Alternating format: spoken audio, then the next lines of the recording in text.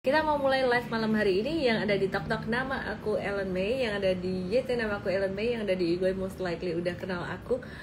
Aku berinvestasi saham trading sejak tahun 2007 dan aku suka menginspirasi teman-teman semua, suka berbagilah apa aja yang aku pelajari. Oke ya, langsung aja aku mulai live malam hari ini.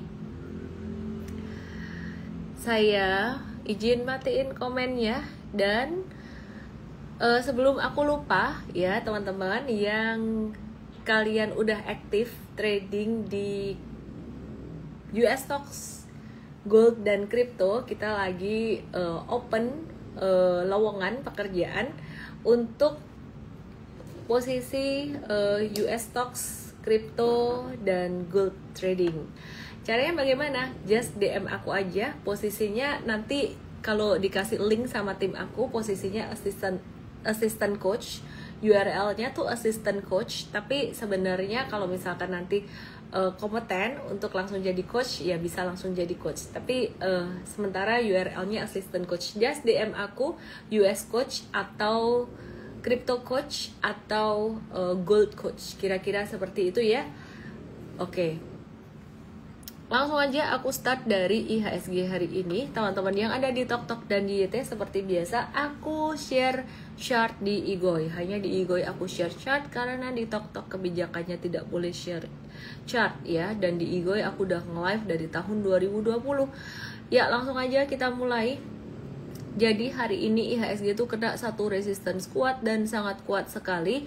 Resistance yang udah diuji 1, 2, 3, 4, dan 5 kali hari ini. Dan hari ini nampak sekali tekanan profit taking di akhir sesi. Jadi di akhir sesi tadi kita ada profit taking beberapa saham ya.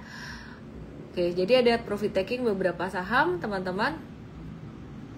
Oke, ya jadi perhatikan di sini ada beberapa saham yang masih aktif dari saham dari berbagai sektor, tidak hanya sektor perbankan saja. Jadi IHSG naik 0,26%. Terus kita lihat hari ini saham BBCA dia tertahan resistance kuat ini dan ada potensi sideways atau koreksi normal ya. Jadi turun normal aja. Kemudian BBRI hari ini laporan keuangannya keluar, hasilnya bagaimana nanti akan saya bahas lebih detail. Yang jelas kali ini di awal aku akan bahas market secara garis besar atau general dulu. So sorry ini koneksinya agak-agak lambat ya, jadi aku reload dulu nih. Mau lihat chartnya BBRI nyangkut di IHSG terus. Yang ada di TokTok dan yang ada di YT, aku share chart di Igoy.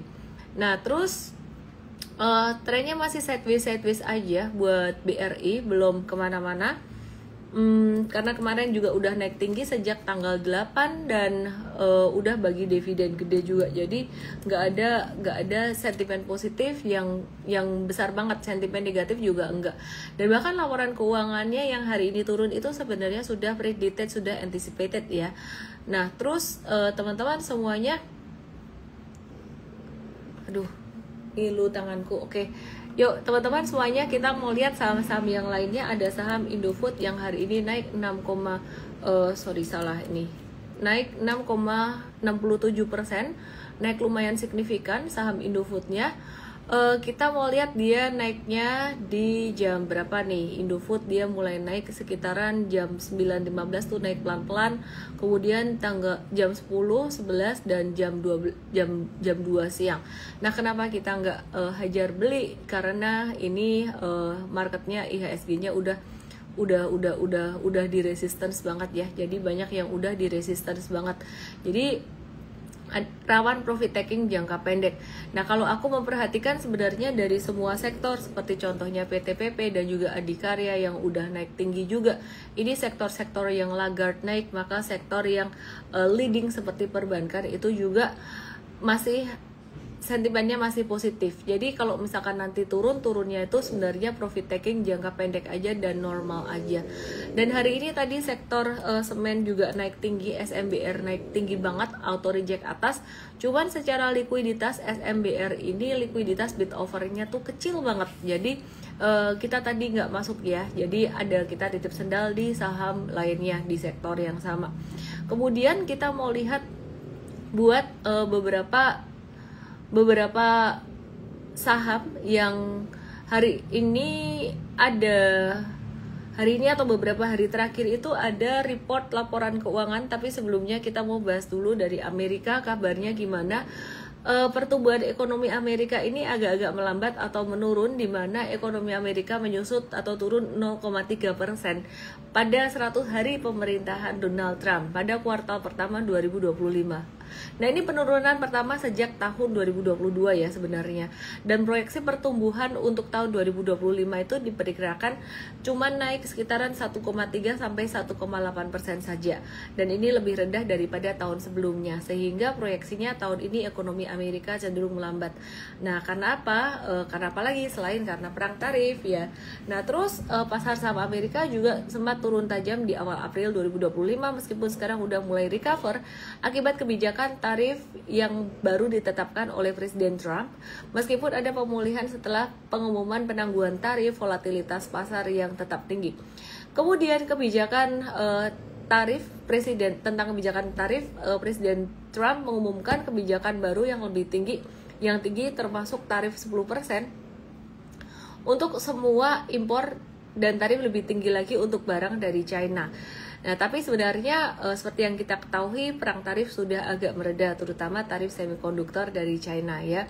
Terus secara prospek ekonomi Amerika seperti yang saya bilang tadi diperkirakan akan melambat lebih lanjut dengan kemungkinan resesi yang meningkat. Jadi saham-saham di Amerika masih ada potensi untuk terdiskon, meskipun dalam beberapa hari terakhir, 2 sampai 3 pekan terakhir dari tanggal 7 atau 8 April itu udah lumayan naik tinggi.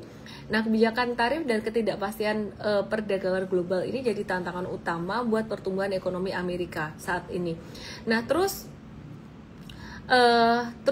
bagaimana dengan sell on May and go away? Jadi banyak teman-teman yang nanyain tentang sell on May and go away. Banyak orang yang salah kaprah tentang sell on May itu. Mereka pikir sell on May itu artinya harga saham turun di bulan Mei dan cepat-cepat jual saham, segera cepat-cepat jual saham di bulan Mei. Thank you giftnya Ronald.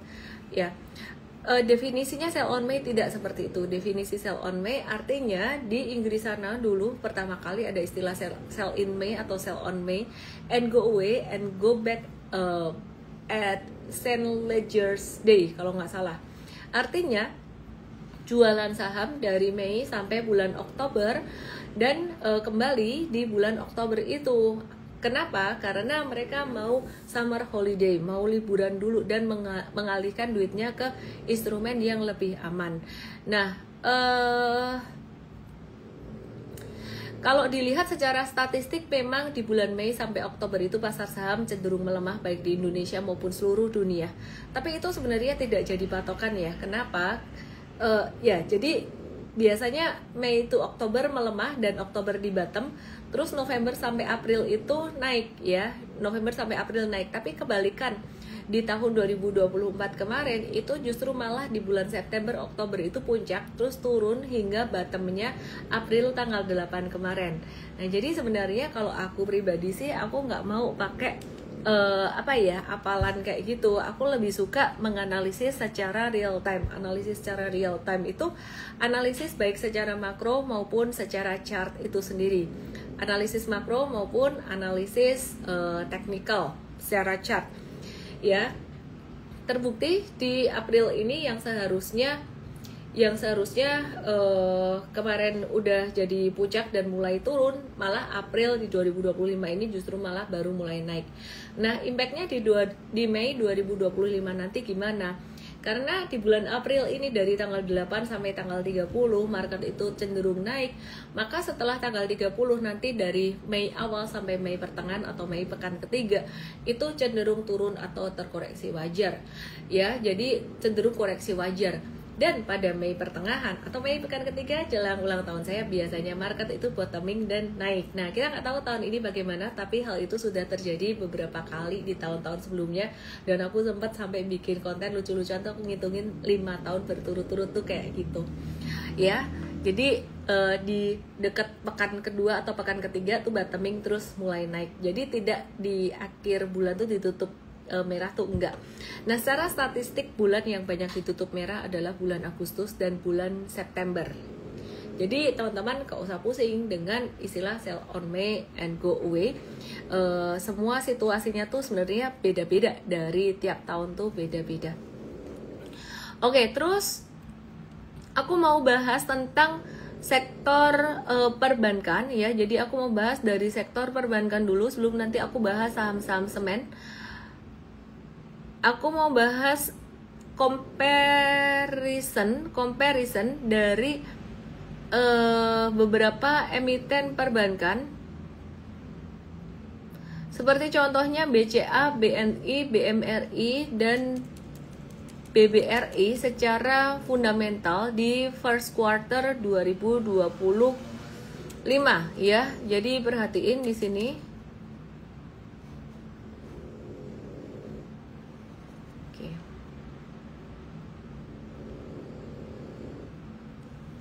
Ya, ini jadi ada BCA, BNI, BMRI, dan BBRI di sini. Teman-teman yang di TokTok dan di YT, aku ada share table-nya di Igoy.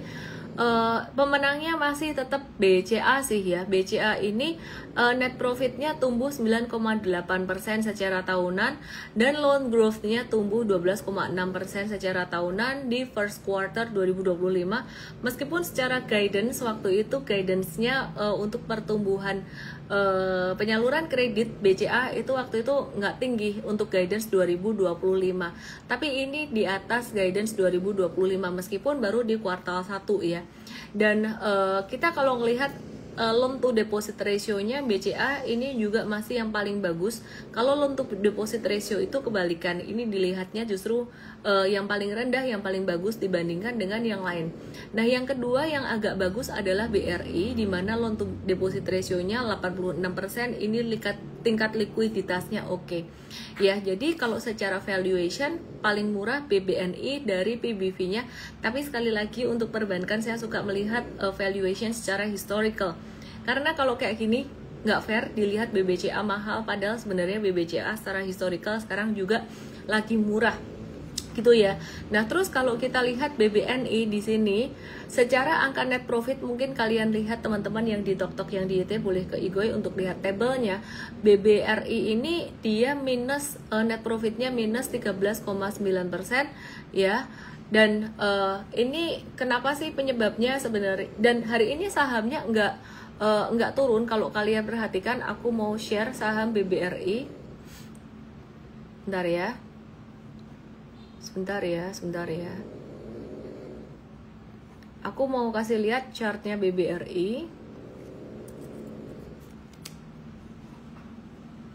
Chartnya BBRI ini malah hijau. Nah, perhatiin di sini chartnya BBRI ini malah hijau. Kenapa BBRI ini chartnya hijau? Simply sebenarnya karena sudah terantisipasi ya. Jadi mengenai BBRI sendiri ini secara laporan keuangan memang labanya turun, tapi sebenarnya tren provisioning atau biaya CKPN BBRI ini udah anticipated gitu. Karena biaya pencadangan dibebankan lebih awal atau dengan cara front loaded ya. Jadi sistemnya front loaded terutama di bulan Januari dan Februari. Ini menyebabkan biaya kredit atau credit cost di kuartal 1 naik 3,5%, lebih tinggi dari panduan manajemen selama sepanjang tahun yang berada di kisaran sekitaran 3-3,2%. Lebih tinggi dari guidance atau perkiraan gitu ya.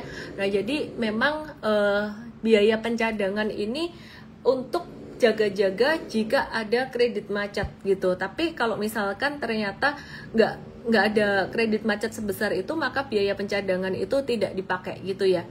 Nah, untuk kualitas asetnya sementara masih agak melemah dengan rasio kredit bermasalah atau NPL-nya itu naik jadi 3% dan special mention loans atau SML jadi 5,3%. Dan penurunan kualitas aset ini paling terasa di segmen kredit mikro dan kredit kecil, di mana NPL kredit mikronya naik 51 basis point dan NPL kredit kecilnya naik 25 basis point secara kuartalan. Untuk BBRI sendiri untuk investasi jangka panjang apakah masih aman? Dengan adanya provisioning yang sudah dicadangkan di awal dan ngelihat market hari ini juga masih hijau, ini berarti sudah sesuai dengan ekspektasi analis dan gak ada tekanan jual yang gimana-gimana, jadi sebenarnya masih oke aja. Nah, aku mau update tentang update rilis laporan keuangan first quarter 2025 ya. Jadi kita mau update laporan keuangan first quarter 2025. Teman-teman kalau bisa lihat tabel ini, ini tim aku sediakan tabel ini buat kalian. So thanks to my team yang provide this data ya. Jadi ini teman-teman bisa dilihat di sini. Ini Akra, dia ini revenue, ini net profit, ini udah di summary. Net profitnya secara kuartalan turun 25%, tapi revenue-nya secara tahunan naik 4,5% gitu ya. Tapi secara kuartalan mungkin nggak begitu kencang. Nah, BNGA juga biasa aja.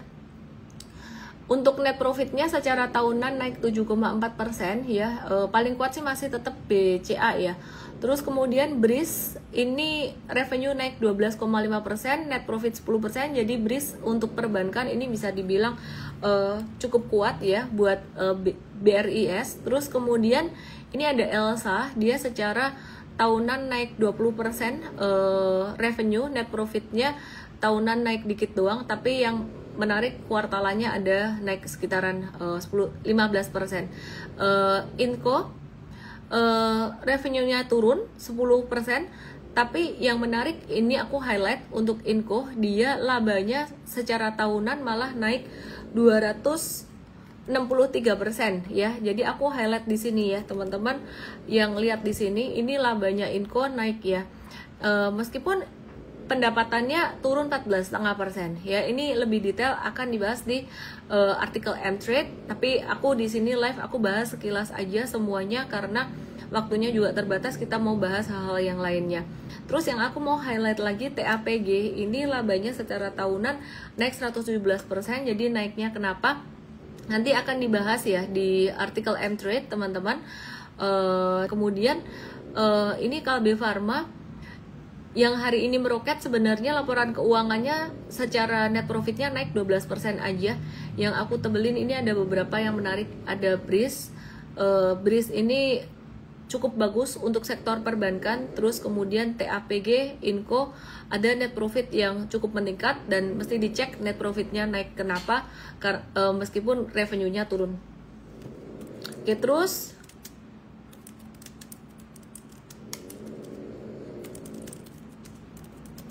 kemudian teman-teman perhatiin di sini,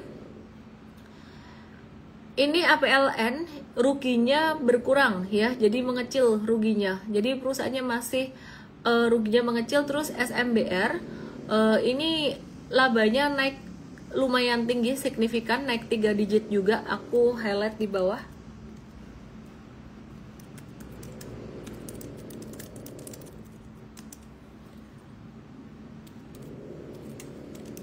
Oke. Jadi kita mau bahas sekarang secara teknikal ya, beberapa saham yang tadi laporan keuangannya lumayan menarik. Inco dulu nih, udah naik lumayan signifikan, sekitaran dari tanggal 8 kemarin ini udah naik. Jadi bottomnya semua tanggal 8 udah naik sekitaran 29%. Wait and see yang mau masuk teman-teman. Wait and see dulu ya, ini tren gedenya turun. Jadi ini market semuanya bentuknya sama nih, tren turun tapi jangka pendeknya tuh naik, kena resisten. US stocks juga sama kayak gitu. Oke, terus kemudian tadi ada SMBR yang labanya juga kita lihat naik signifikan.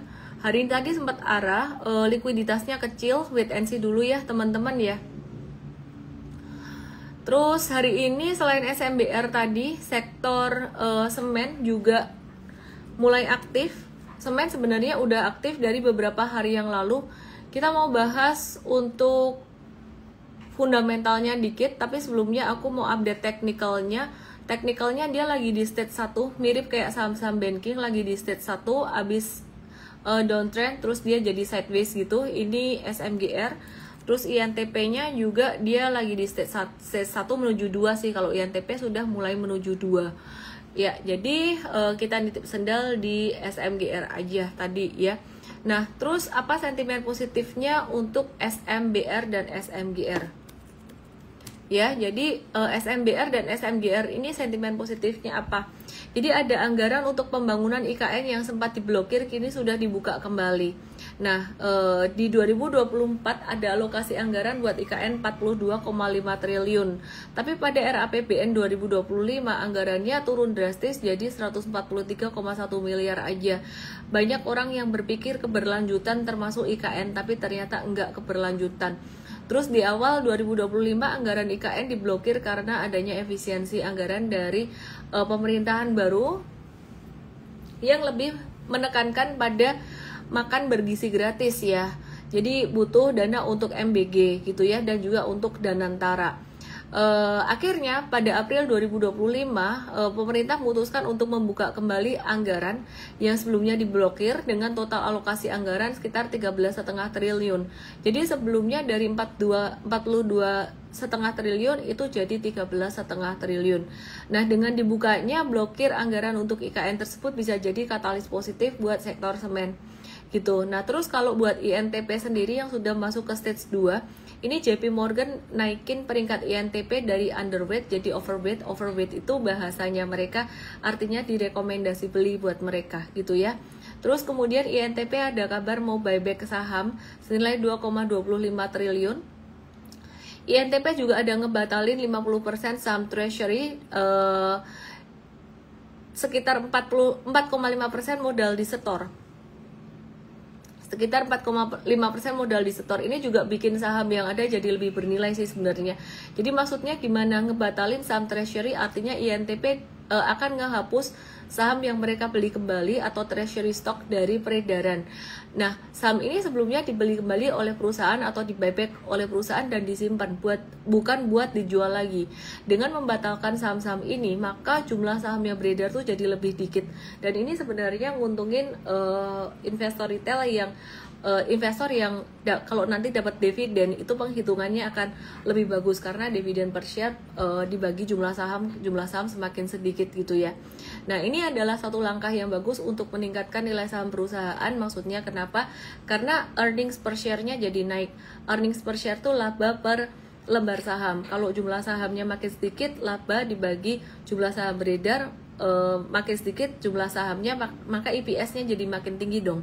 Ya, jadi kalau earnings per share-nya makin tinggi, valuasinya bisa lebih murah. Maksudnya bagaimana?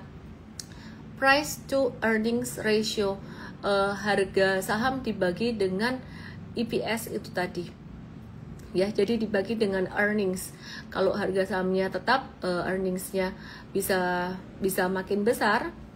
Earnings per share, laba per lembar saham dikit, earnings per share makin besar, maka untuk pernya jadi malah makin murah. Ngerti nggak sih? Kalau nggak ngerti ya sudahlah, teman-teman belajar di Invest ya. Intinya itu bagus, kira-kira kayak gitu.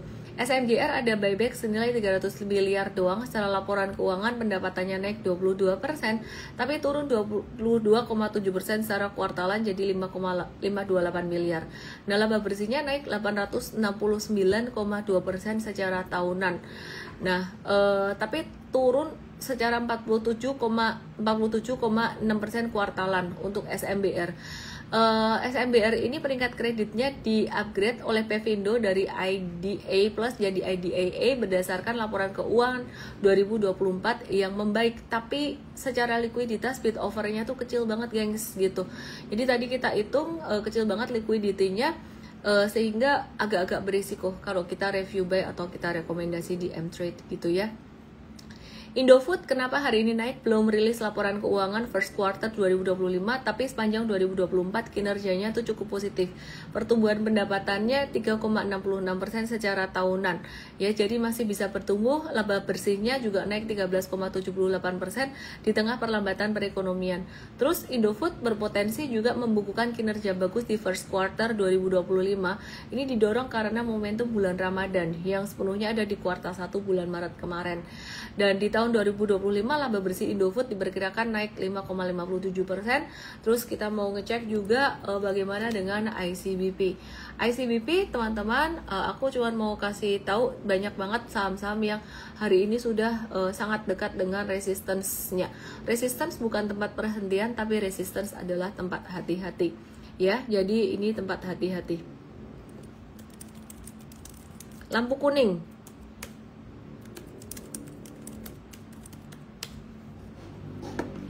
Oke, nah terus aku mau nge-review juga sektor retail, perlu nggak ya? Retail kemarin udah dibahas. Aku mau nge-review apa ya?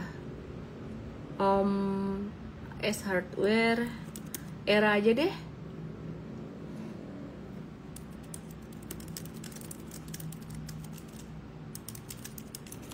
Oke. Ya, jadi Era Jaya Swasembada hari ini naik lagi. Kemarin kita udah review buy breakout. Jadi apa yang menarik dari ERAA ini?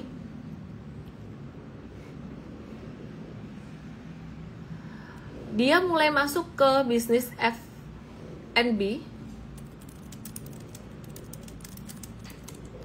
Ya, jadi penjualannya dia tumbuh sekitaran 8,5%.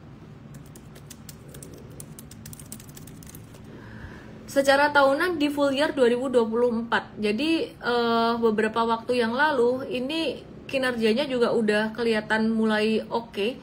Cuman harga sahamnya belum naik karena faktor global ya. Jadi ini udah mulai naik, potensi menuju ke sekitaran 484, udah dekat area profit taking. Jadi teman-teman wait and see kalau mau buy. M-Trade udah review buy kemarin ya. Nah, terus tantangannya masih ke kondisi makroekonomi yang daya beli masyarakat lemah, tapi dia ada ekspansi ke bisnis yang lain ya, jadi bisnis F&B.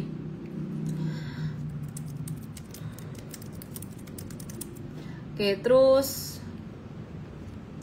aku mau update untuk saham Timah dari sektor. Aku banyak bahas saham belakangan ini karena kondisi market sudah mulai agak membaik ya.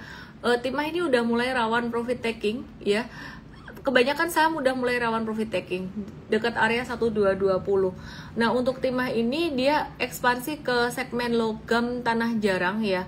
Terus aku ngelihat sebenarnya Timah ini tins bagus banget sih. Dia banyak diakumulasi juga oleh investor besar. Cuman ya sempat turun dulu kemarin karena sentimen global. Oke, terus aku mau summary dikit dan bandingin untuk BCA dan BBYB. Sebenarnya nggak bisa dibandingin apple to apple. BCA udah cuan terus, laba bersihnya naik terus, sedangkan BBYB itu baru aja beralih dari rugi jadi cuan ya, rugi jadi cuan. Rugi 574 jadi cuan 19 M. Tapi yang menarik BBYB ini, teman-teman yang di TokTok yang di YT, aku mau share chart BBYB. BBYB ini memberikan cuan yang lumayan signifikan untuk traders termasuk M-Trade, dimana kita ada trading ini bisa cuan sekitar, kalau aku nggak salah sekitaran 30-an berapa persen ya. Ya, jadi sekitar berapa persen ya di M-Trade itu 34%. Dia BBTN, bentar ya, BBYB udah tadi udah di review sell nih BBYB. Di M-Trade Hayah Trading Ideas jual BBYB 34%-an. Tadi kita ada cut loss AAD. Sebenarnya AAD ini masih bagus secara fundamentalis, tapi kalau trader ya mesti disiplin cut loss ya. Terus TINS kita profit taking 3-6%, APLN 5-6%, ERA 6-8% kita profit taking. Jangka pendeknya jangka menengah masih hold. BBYB kita profit taking 34-35% ya. Jadi yang lumayan gede itu ada di BBYB.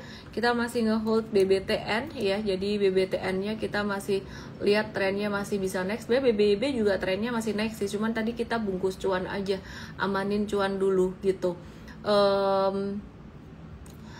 BBTN the next resistance kuat itu di area 1210 1200-an.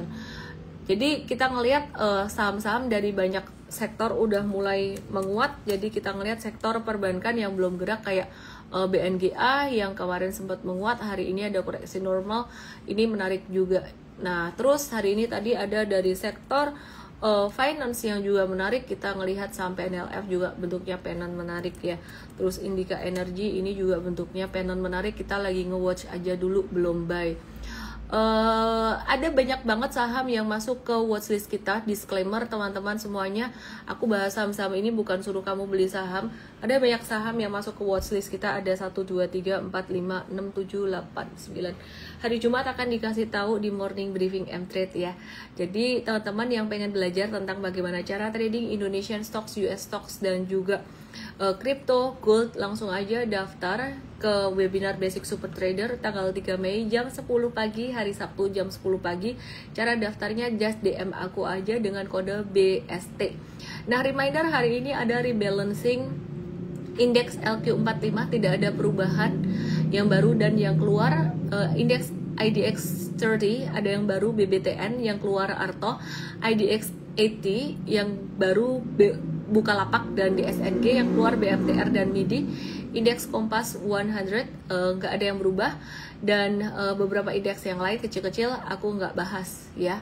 Oke, terus CTRA secara laba bersih ini juga bagus, 2 digit. Beberapa perusahaan laporan keuangannya aku nggak bahas di live, tapi bakalan dibahas di update M-Trade. M-Trade ada artikel sore, biasa ada update-nya ya. Oke, terus TPMA bakalan ngasih dividen jumbo, ini bukan rekomendasi ya. Terus hilirisasi baterai untuk electric vehicle ini masih jadi peluang Antam, meskipun LG keluar dari Indonesia, tapi pemerintah ada menggandeng mitra baru dari China. Jadi mungkin kalau teman-teman nanya kenapa harga emas tidak selalu relevan dengan pergerakan harga saham Antam, karena Antam tuh bukan cuma emas di dalamnya. Jadi ada diversifikasi ke nikel juga ya. Dan kalau teman-teman perhatikan,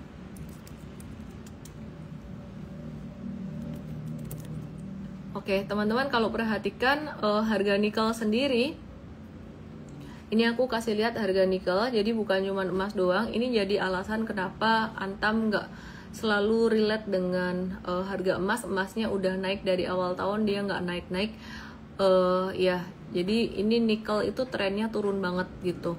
Tapi aku dalam kesempatan terpisah aku sempat mendengarkan satu paparan dari Pak Pandu Syahrir ya, dimana beliau ini melihat sektor industri nikel ini dengan kacamata contrarian.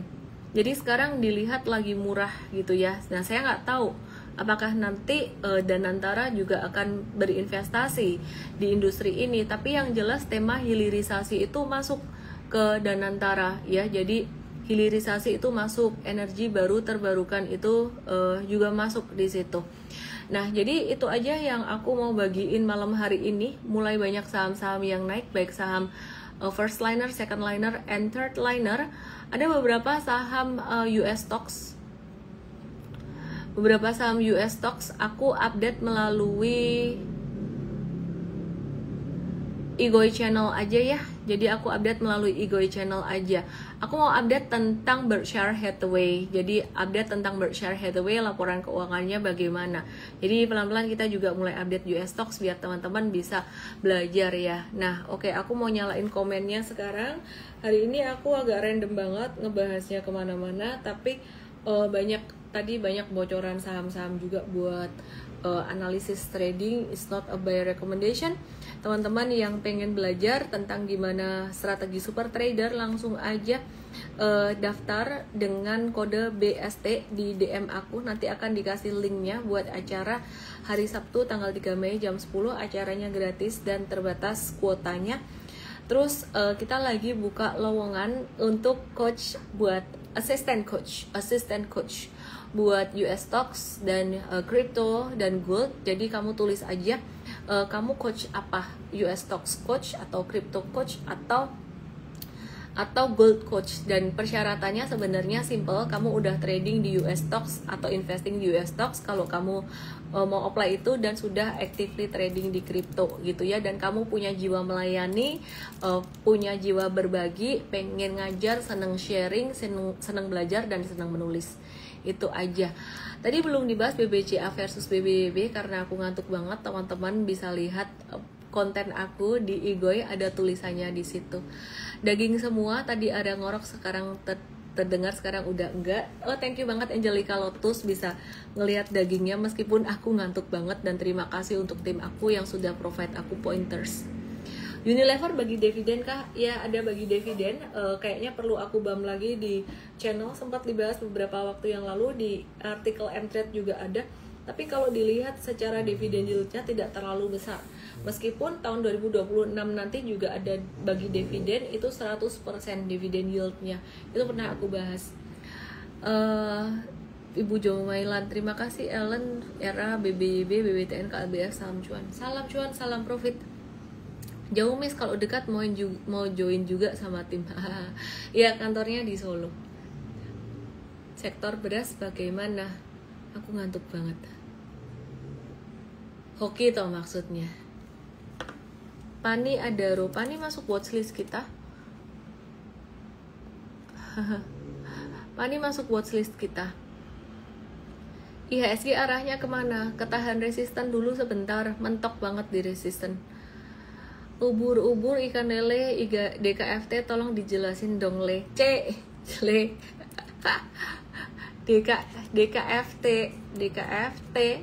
DKFT properti DKFT lagi ini ekornya tinggi banget, jangan masuk deh, rawan profit taking nih. Properti juga udah pada naik ya, jadi kayaknya teman-teman yang mau trading wait and see dulu ya, jangan terlalu agresif. Ini udah di resistance gitu loh, ini bakalan sideways dan naik lagi. Kita ngelihatnya udah mostly masuk ke stage 2, masuk ke tren naik ya. Jadi kalau misalkan ini kayak semuanya, ini banyak yang masuk ke watchlistnya kita akan update Jumat nanti ya. Ini SMRA juga masuk ke watchlistnya kebanyakan watchlist retracement ini. Kalau retracement SMRA sebenarnya ideally diangkat 402-an. Cuman kalau market bullish begini kadang retracementnya nggak sampai 402, 410-an. Jadi ini malam hari ini banyak banget bocor technical, banyak banget ya. Adi kita lagi stop loss dulu sementara karena ya memang udah turunnya lumayan. Itu aja teman-teman semuanya, thank you semuanya yang udah nonton live malam hari ini. Dan besok tanggal merah, gunakan waktunya buat belajar. Yang udah subscribe untuk Mtrade dan FS Academy ditonton ya. Oke, thank you semuanya, dadah. Daging lagi, makasih Angelica Lotus, kamu so cute, makasih Ibu Jomelan, makasih semuanya. Thank you yang di TokTok yang udah ngasih gift, yang di YT yang udah subscribe, yang di Igoy yang udah nonton. Jangan lupa teman-teman yang di TokTok, yang di YT follow Igoy aku @ellenmay_official. @ellenmay_official, follow sekarang. Dadah. Terima kasih Bayu. Ngantuk-ngantuk pun daging ya. Simpan ya Miss. Iya, di YT nanti di post. Xie Pusye. Selamat malam Yohana Sudarman Leong. Terima kasih only for following. Good night. Terima kasih Divi.